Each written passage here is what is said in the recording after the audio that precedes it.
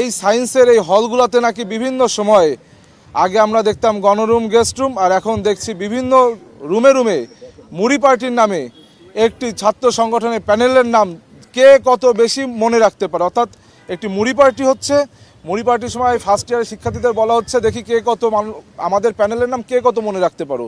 যে যত বেশি মনে রাখতে পারছে, যে ফার্স্ট হচ্ছে তাকে একটি উপঢৌকন হিসেবে বই কলম দেওয়া হচ্ছে।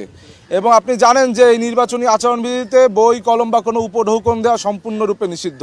কিন্তু আমরা শহীদুল্লাহ হলে এসে জানতে পারলাম একটি ছাত্র সংগঠনের মনোনীত প্যানেল তারা কিন্তু ইতোমধ্যে কলম বিতরণ করেছে এবং চকলেট বিতরণ করেছে। আমরা এগুলোকে এক সেন্সে সাধুবাদ জানাই যে শিক্ষার্থীদেরকে একটা আমরা যাচ্ছি প্রচারণা করতে, আমরা তো কিছু গিফট দিতেই পারি, তাদেরকে ভালোবেসে চকলেট দিতেই পারি, কিন্তু এটা তো ভাই নির্বাচনী আচরণবিধি লঙ্ঘন। আরেকটি বিষয় আপনি জানেন, আমি এই আজকে শহীদুল্লাহ হলে নামাজ পড়লাম, এটা সায়েন্সের শিক্ষার্থীরা এই হলে নামাজ পড়ে থাকে, এই হলে অবস্থান করেন। আমাদের ঢাকা বিশ্ববিদ্যালয়ের সায়েন্সের হলগুলায় কিন্তু অবস্থা খুব বেশি ভালো না। সায়েন্সের যে ডিপার্টমেন্টগুলো রয়েছে এখানে কিন্তু আপনার বেশিরভাগই থিওরিটিক্যাল পড়াশোনা হয়, কিন্তু আমরা দেখছি যে ল্যাবগুলো রয়েছে এই ল্যাবগুলোয় আধুনিক যন্ত্রপাতি নেই, আধুনিক সুযোগ সুবিধা নেই।